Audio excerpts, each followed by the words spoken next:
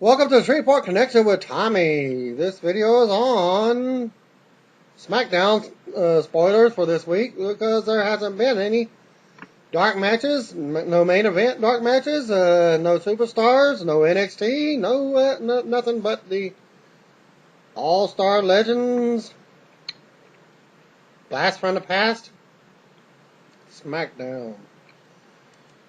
And here we go, but first, as always, some news. The dark match to Raw. Jose Carrillo attended the WWE Raw. There will be several reports on this on Monday in Washington, D.C. and sent the following report. Santino Marella and Brodus Clay versus Dolph Ziggler and Jack Swagger. He commented on that match. Nothing special, but Ziggler continues to be the best seller in the WWE. Commented on the R-Truth versus Cody Rhodes with Big Show distraction. The crowd popped for Big Show. Cody needs to be in the main title scene. A-Train, Lower Tensai versus Yoshitatsu. So many A-Train and Albert chants. He really didn't get too much of a reaction out of the crowd. CM Punk versus Mark Henry. A couple of people from my section kept screaming, "Straight edge sucks," when the beer started getting poured. My side started getting going crazy. Alberto Del Rio versus Zack Ryder. Many Ricardo Rodriguez fans in the crowd. Del Rio's entrance is so epic live. And the Three Stooges were booed out of the building, most of the people from the arena. Hulkamania routine was a surprise, but it was shot down after he came out. I wonder how Hulk Hogan would react to this. It was sad to say that the choke slam from Kane was the highlight of that segment. John Cena versus David Otunga. The crowd was split with Cena, but I'd give a slight edge towards pro Cena. The biggest pop of the night was still for Brock Lesnar. The crowd was all over Lesnar. After the TV show, dark match, wasn't even much of a match. Ziggler came out and cut a promo on how Cena can't get it done. Cena gave him an attitude adjustment to send the crowd home happy. False advertisement, no tag team main event happened. Eric V attended Raw and sent the following report on the post-Raw television show detailed dark match. That was falsely advertised as a tag match.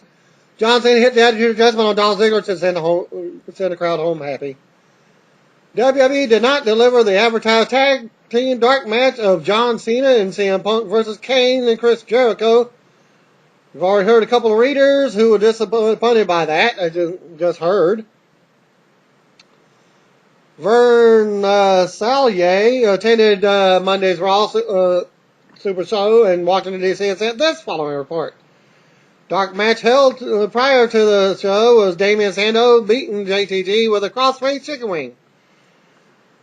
Commenting on the rest of the show, the announced team came out prior to the show. Michael Cole was introduced, followed by Jerry the King Lawler. Cole's music was a Sinatra ditty odd. The arena was packed. For the 400 section on the camera side was blocked off, as was the area behind the stage. So obviously it was not a sellout. Stupid people, of course. There were "Let's go Cena, Cena sucks" chants began early on, and not very often. The crowd was very hot.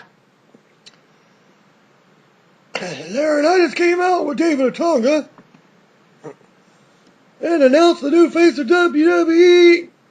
And they showed footage from last week with Brock Lesnar's return. Johnny introduced Lesnar.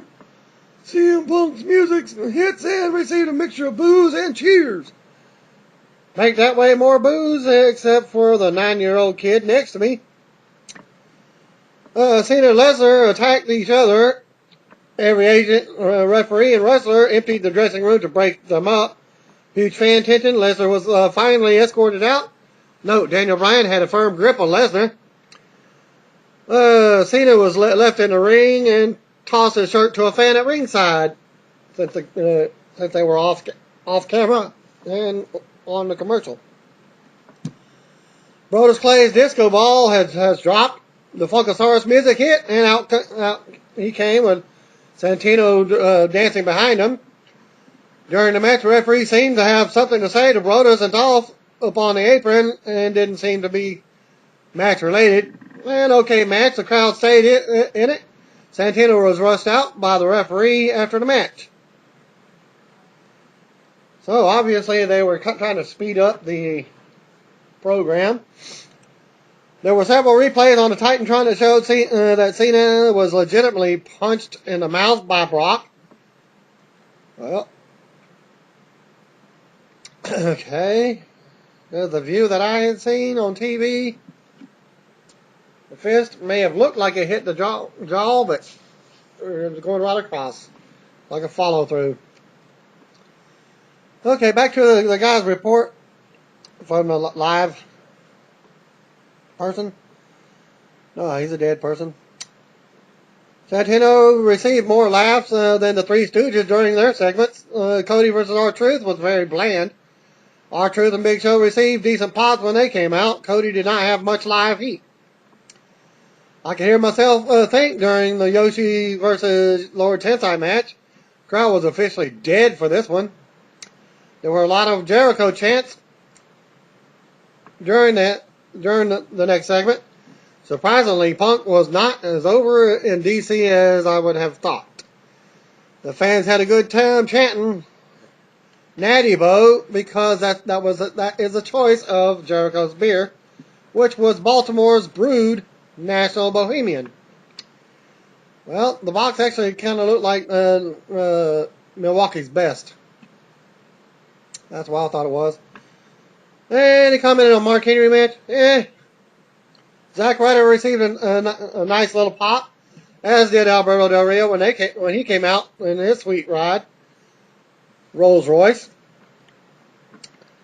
From where I was sitting, the move of the night was Will Sasso taking the bump from Kane, the choke slam.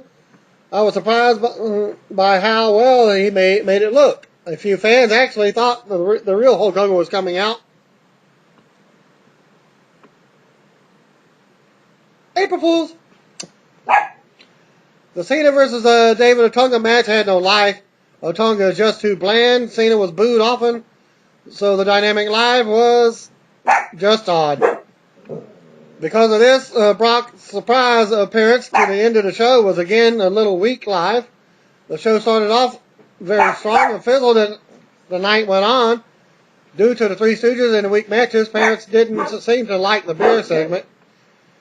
Interesting note, some of the biggest heat of the night was for Damon Sandow, who did a great job on the mic, and his character reminded me immediately of Leaping Lenny Poffo, but that's not the actual character, but that was that I was thinking of, because I was thinking of the Genius character, which is portrayed by the same person anyways. And that was after or during a segment on Raw, or they announced that the Raw will return to Washington, D.C. for a Raw taping on Saturday, December 29th. The show is being taped on Saturday because the following Monday is New Year's Eve. It will still air in its normal time slot. So, expect results from me on that one on Saturday. As soon as I get the results, I'll post it. WWE legend Scott Hall was arrested for allegedly choking out his girlfriend during a drunken rage, according to TMZ. The police were called to his Florida residence over a domestic disturbance call. Scott's girlfriend, Lisa Howell, told police that Hall attacked her. The police report stated that Hall appeared to be heavily intoxicated. He is denying that there was physical abuse. You can read the full entire story at TMZ.com. Hall was reportedly so drunk that the jail refused to even book him. Instead, he was taken to a nearby medical facility. Sadly, can't say I'm surprised that Hall is drinking again, despite his many stints in rehab. There were rumors over the weekend that WWE has made some releases, but they won't be announced until everything is finalized and the talents are notified, which will probably not be as many because of the fact 2 talents will be leaving WWE at the end of the month. That would be the Bella Twins, which I will mention in just a few minutes. No stipulation is expected to be announced for the Brock Lesnar versus John Cena match in 2 weeks at Extreme Rules pay-per-view. As noted earlier, TNA, for the last 2 weeks, TNA has requested WWE to send them a superstar to appear on one of their DVDs in exchange for allowing Ric Flair to appear at the 2012 Hall of Fame ceremony. We don't exactly know who the WWE superstar is yet, but talk is that it's someone that has history with Sting, Hulk Hogan, and Ric Flair. Who could it be? Big Show? Paul White? The only one that I know of that has had with them. Or could it be someone from the past?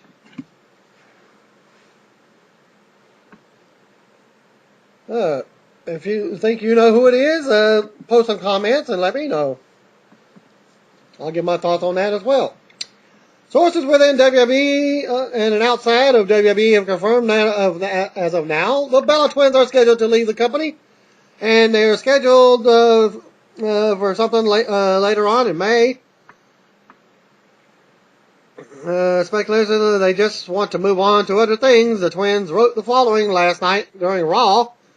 Quote from one, "Don't believe what you hear. Tune in to W Superstars. You won't be disappointed. Bezos being in at Pound WB." And the other was quoting by saying almost the same thing. "Don't believe what you hear. Bella Army, how about that Cena and Brock fight?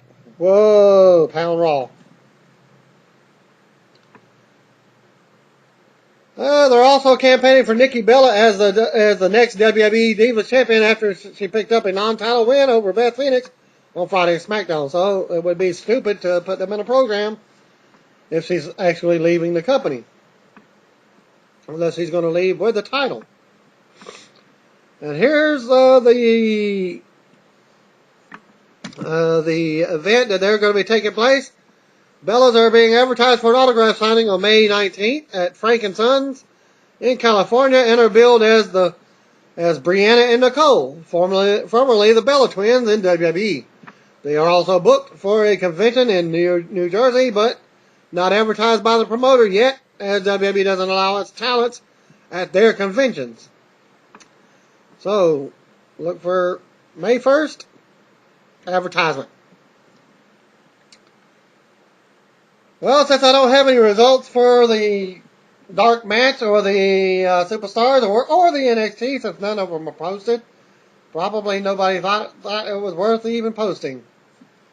Well, since it's on the internet, no comment on that either. I am now posting the FCW, that's Florida Championship Wrestling results from Punta Gorda, Florida. This was a TV taping on 4/6 by Pain Lord.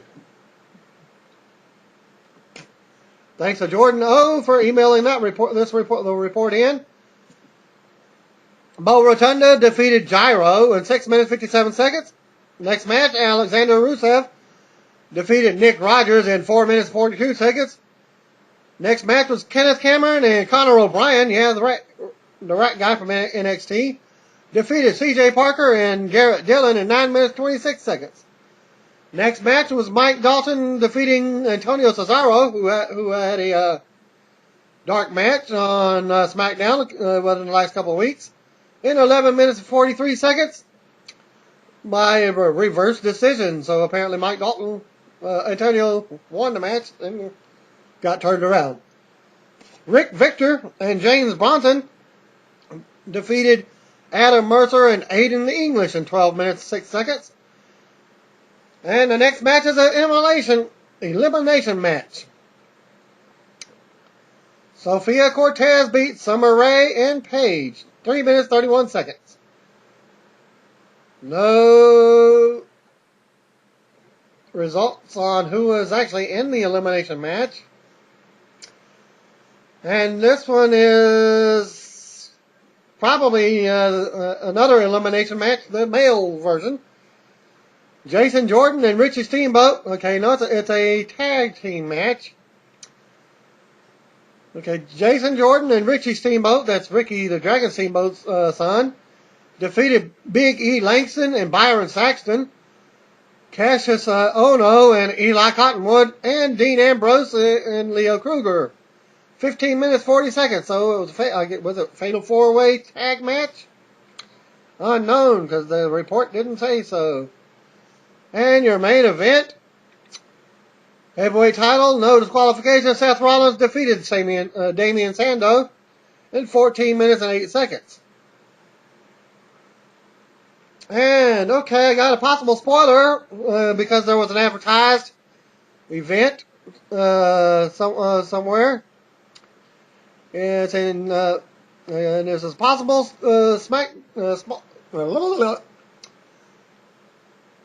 I guess this is your SmackDown spoilers because Sheamus is also advertised as having the WWE title as he faces Daniel Bryan yet again in a last man standing bout for the same show in June on SmackDown. And Christian is being advertised to face Big Show for the Intercontinental Championship at a SmackDown house show. Okay, actress Jessica Alba stepped into the wrestling ring on Monday to film a YouTube commercial in Los Angeles, California. Her opponent was none other than former WWE superstar John Morrison. The official website of US Weekly has published a photo of Alba applying a headlock on Morrison. FCW star Dean Ambrose posted a photo of scars on his back this morning, which was actually yesterday morning, and said he was visiting with WWE doctors, possibly for a physical. This could be another sign that Ambrose is close to debuting on TV, he wrote. Fun morning trying to explain gross barbed wire scars and excessive nerve damage to WWE doctors. Thanks, Mick. So I guess that was the melee that him and Mick Foley had. Okay, WWE superstar JTG debuted a new look before Raw Super Show in Washington, D.C. He lost the dark match to Damian Sandow, but came out with new gear and a new shorter hairstyle. JTG wrote last week that it was time for new gear, and he was a big fan of rapper Lil Wayne, so that might influence his decision. A fan wrote that his previous ring gear was too hot to change. JTG replied and said, someone in the WWE office doesn't think so. Well, someone in the office doesn't think so, LOL. As he's quoted by saying. WWE is scheduled for another 3-hour Raw on Monday, June 11th from Hartford, Connecticut. The show leads into the No Way Out pay-per-view on June 17th in New Jersey. WWE also has a 3-hour Raw scheduled for later this month on April 23rd, leading to the Extreme Rules pay-per-view. So, that would be in 2 weeks. Not this coming Monday, but the following Monday. And now, for your SmackDown spoilers. Actually, it was not. If you haven't seen it, it would be a spoiler for Friday. Probably played at the regular time. As the show went like this: Blast from the Past Super SmackDown opened with a vintage video for the legends that would be appearing in the show for last night. They go to the normal SmackDown opening video before Josh Matthews welcomes us to SmackDown from Hampton, Virginia. They showed a video from last week where Daniel Bryan broke up with AJ Lee. Michael Cole plugs Piper's Pit with Daniel Bryan and Roddy Piper for later in the show. Lillian Garcia introduces Mean Gene Okerlund and the Hall of Famer is in the ring. He welcomes us to SmackDown and brings out his guest, World Heavyweight Champion Sheamus. Sheamus takes the mic and thanks Mean Gene. Sheamus talked about hitting the referee last week and letting everyone down. He says that there was no excuse for his actions and his behavior. Sheamus publicly apologizes to the referee, Chad Patton. the other WWE officials, and everyone across the world. Sheamus says he's sorry. Sheamus says he will make mistakes. We all make mistakes and try to learn from them. Some learn it the easy way, some learn the hard way. Sheamus says he always learns the hard way. New music of John Laurinaitis hits, and out he comes. Laurinaitis storms the ring and shows us the video of Sheamus hitting the referee last week. Laurinaitis says he's going to take some action. He wants a public apology. Sheamus says he's already done that. Laurinaitis says he didn't hear it, and he wants to make it again. He tells Sheamus to apologize again to the rest of the referees again, and Sheamus does. Same with people across the world. Another apology for Sheamus. Laurinaitis says that's not good enough. Sheamus is now on the permanent probation. If he touches another referee, even by accident, he will be fired. Laurinaitis says he's going to fine Sheamus the largest fine in WWE history, $500,000. Laurinaitis wishes Sheamus good luck in his match tonight. It will be Daniel Bryan and Alberto Del Rio versus Sheamus and Mainstream Gene Oakland. Randy Orton shown backstage when Cowboy Orton walks in. Orton's dad had words of encouragement before a match against Mark Henry as they go to commercial. Randy Orton versus Mark Henry is up next. Back from the break, and out comes Randy Orton to a big pop for the crowd. Out next was Mark Henry. They lock up, and Henry throws Orton to the corner. Orton fights out, but Henry tosses him to the other corner. Henry misses a clothesline, and Orton fires away with right hands. Henry drops him with a headbutt. Orton with the right hands now. Orton mounts Henry in the corner, but Henry slams him to the mat for a 2 count. Then we see Orton's dad watching backstage as we go to commercial. Back for the break, and Henry is in control after going back and forth during the break. Orton fights out of a hold, and Henry scoop slams him. Henry hits a big splash on the mat for a 2. Henry takes Orton back to the corner and works him over. Henry big splash and more offense, 2 count by Mark. Henry misses another splash and runs into a boot in the corner. Orton comes back with a pair of clotheslines and a DDT on Henry. 2 count for Orton now. Orton grabs Henry on the apron and goes for the draping DDT, but it's blocked. Henry grabbed him and tries to do the world's strongest slam, but it's blocked. Henry blocked the RKO and shoved Orton out to the floor. Henry falls, but he gets shoved into the ring post twice. Orton drops Henry on the floor with a big uppercut. Orton rolls back in the ring, and the pyro explodes as Kane's music hits. Kane appears on the big screen, the Titantron, and says he needed to win at WrestleMania so he could be whole again. But Orton proved last week why he's the one, the only Viper. Kane says it would be a shame if it ended now. Kane says he's having so much fun, the kind of fun the whole family can enjoy. Then we see Orton's dad, Cowboy Bob Orton, knocked out at Kane's feet. Orton takes off, ending the match to the backstage area. Orton finally finds his dad after trying to open like 3 or 4 doors. And as he's going through the door, Kane attacked him with a lead pipe. Kane says he's a sucker for family reunions and walks off with Orton down on the ground beside his dad. Then they go back to commercial. Back from the break, a no-namer, I call him a no-namer because he's not an actual superstar, Benny Kamer, he announces himself. He tries to do a little promo and is interrupted by Ryback. That's Skip Sheffield's new character. Making his 2nd week in a row. We see Pat Patterson, Ted DiBiase, Tony Atlas, Hillbilly Jim watching backstage as a local guy, Benny Kamer, is in the ring. He takes the mic and starts to speak when Ryback's music hits, and out he comes. Bell rings, and Ryback runs over Kamer with a huge clothesline, which knocks him a full flip. Ryback hits a big slam for a squash win. Tyson Kidd and Heath Slater are backstage talking, because I guess something happened with Justin Gabriel. Possible injury because he wasn't on the show. They have a match against the Usos.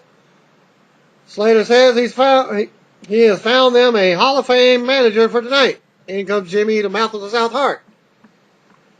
Hart calls this a winning combination as they walk off, with Kid shaking his head. He doesn't like it, but he's got a tag match. Back from commercial, and we have Mick Foley coming out for commentary. And the matchup is Heath Slater, Tyson Kidd versus the Usos. We go to the ring, and out comes the team of Heath Slater and Tyson Kidd with Jimmy Hart as their manager. Kidd starts things off for his team. Back and forth to start. Slater tags himself in and stops a roll-up by Uso. Slater tells Kidd to get out of the ring, and Hart yells on the megaphone. Slater with a neck breaker for a 2 on Uso. Usos make a comeback and gets a close 2 count. That's broke up by Kidd.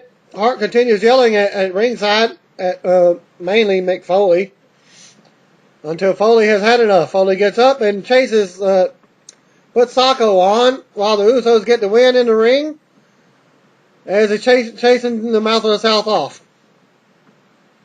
Usos got the pinfall. After the match, Usos leave as Hart gets in the ring to check on Slater.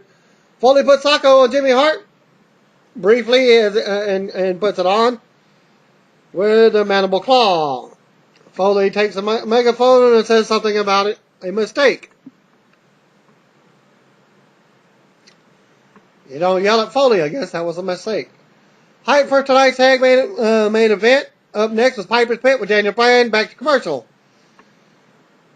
Back from the break, out came Hall of Famer Roddy Piper. The ring is set up for Piper's Pit. Piper says he misses the fans and they start chanting his name. Piper talks about Daniel Bryan. Shows footage of him breaking up with AJ Lee last week. Piper introduces Bryan and out he comes. Bryan points to the signs in the crowd and fans start chanting, "Yes, the orgasm." Piper says Bryan seems happy for a guy that lost the world title in 18 seconds. Bryan says he had a meeting with John Laurinaitis as he got his rematch for the title. The crowd chants 18 seconds. Bryan's match will be a 2 out of 3 falls at Extreme Rules. Bryan wants to pin Sheamus and make him tap. Bryan says AJ is why he lost the title and she won't be anywhere around. Piper says AJ is in the building tonight and he likes her. And this is his show. Piper invites AJ out to the ring, and out she comes and says, regardless of what happened, Bryan is still a nice guy. So he goes on, and Piper interrupts. Piper wants her to stand up for herself. Bryan says if AJ loves him, she will leave the ring, and she does. Bryan goes to leave the ring, but Piper tells him to come back. Piper says you don't tell a lady to shut up, and you don't use her as a personal shield. Piper calls Bryan a coward. Piper talks about Extreme Rules and how Sheamus will kick Bryan's head off his shoulders. Bryan says the fact that he's better than Sheamus will slap everyone across the face at Extreme Rules. Bryan slaps Piper in the face and runs off. Bryan backs up the ramp yelling, "Yes, yes, yes, yes," his orgasm, and Piper fumes in the ring. Now, the ring announcers, or table announcers, hype tonight's tag team main event before they go to commercial again. Next up was a Great Khali, Natalya and Alicia Fox mixed tag, 6-person tag versus the Bella Twins and Drew McIntyre. Not much of a match. Back from the break, and all 6 participants are already in the ring. Khali and Drew start things out. Khali overpowers him, and Drew leaves the match screaming that he's better than this. He just leaves the ring. Alicia goes at it with one of the Bella Twins and hits a bridge suplex for a quick win. So that's all that was in the match. Khali dances up the ramp with Alicia and Natalya. They stop, and out comes Hall of Famer Mae Young. Mae Young actually kicked him kind of like a low blow, only to deliver a kiss from Mae Young on Khali. Khali was actually smiling, but he was holding his mouth closed. But during the whole act. Okay, then they go to commercial back from the break, and we get another Damien Sandow vignette. I should say the genius. He should have Damien Sandow, the genius. Reborn. He's talking about sophistication again, as he did the exact same thing from last week. He insulted the people using social media, but says he will be the beacon of light they need. Then they show footage from earlier where Kane attacked Randy Orton's dad, and then Orton with a pipe. Matthews says Josh Matthews says Cowboy Bob Orton suffered abdominal injuries in the attack from Kane. We get a Raw rebound with Brock Lesnar and John Cena with the punch, the arm punch. Mean Gene's backstage with Sheamus, and he doesn't like their chances tonight. Sheamus is smiling, and Gene wonders if he has something up his sleeve. Sheamus says they probably won't win tonight, but he's not going to give Laurinaitis the satisfaction of seeing him sweat the match. Sheamus is proud to tag with Oakland and says if they survive, the first fight is on him. Back to commercial. Hacksaw Jim Duggan versus Hunico. Back from the break, and out comes Hall of Famer Hacksaw Jim Duggan. Hunico is out next with Camacho at his side. As they do their normal entrance or with a bicycle. Hunico runs down Duggan and says he's the future of WWE. Duggan sends Hunico out to the floor early on. Camacho looks to interfere until Duggan does the come on out, come on from backstage, and it's not other than Sergeant Slaughter to even things up. Slaughter tosses the 4x4 to Duggan, and he hits Hunico and Camacho with it. And the referee calls for the bell for the disqualification. As both guys enter the ring, Slaughter applies a Cobra Clutch on Hunico. Duggan and Slaughter celebrate in the match. They didn't care about winning or losing. They just did some show. Back. They go to commercial, and back for the commercial, out comes Cody Rhodes. He says tonight is just a waste of time, and everyone should be focusing on the future. A future where he is the Intercontinental Champion again. Music hit, and out comes Dusty Rhodes to interrupt. If you didn't know, you better call somebody. But you already knew that. And that's the fact that Dusty Rhodes is Cody's dad. The American Dream talks about Cody being talented and poking Big Show, and Cody cuts him off. Cody says he is embarrassing him, and they can discuss that in the back. Cody goes to leave when Big Show comes out. Show plays a video on the big screen of dashing Cody Rhodes, applying lip gloss in one of the older vignettes.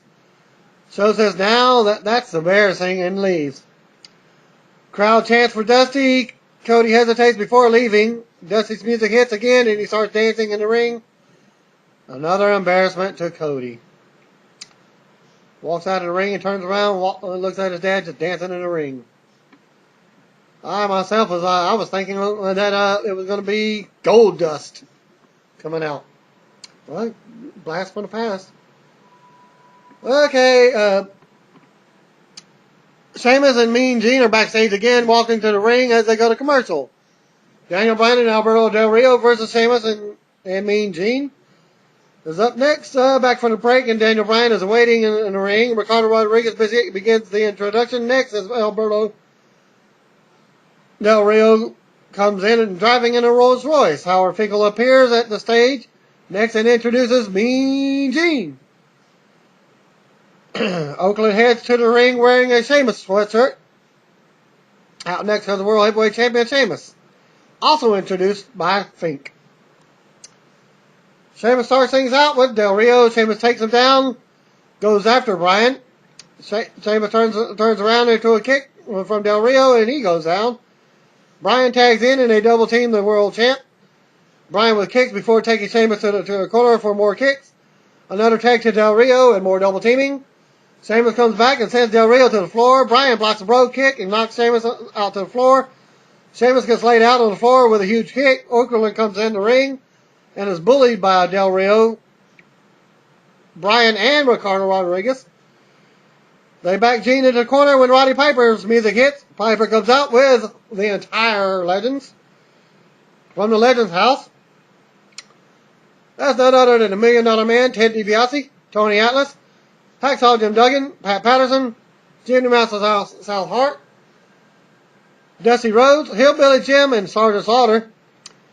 Piper has words with Bryan on the apron. Bryan turns around to a big bro kick for Sheamus, who is getting back in the ring for the win. After the match, Fink announces the winners. The Legends surround Ricardo Rodriguez in the ring and take turns hitting their moves on him. Sheamus finishes it with a bro kick, which I only seen like actually 3 guys do anything.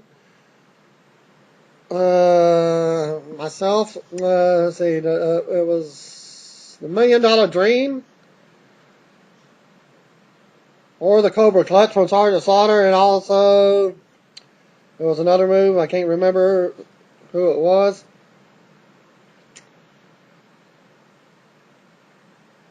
Okay. Sheamus poses with the Legends. Let's see. Okay, well, Sheamus poses with the Legends when Michael Cole interrupts. Cole comes into the ring with a mic and asks everyone to give it up for the WWE Legends. Cole wants to do a photo op so they can get back to their retirement home. They grab him and he says he was just kidding. Pat Patterson drops Cole and Sheamus kicks him out of the ring, which is nothing but a punch. Sheamus poses with the Legends in SmackDown as it goes off the air. Thanks for viewing, and that's my report on SmackDown. Since there was no dark matches in NXT, you just have to watch it live. It should be on by now. It's 1 p.m. in the afternoon on Wednesday. Thanks for viewing. God bless. Have a nice weekend.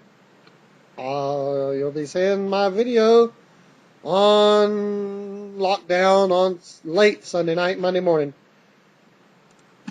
And thank you for viewing again.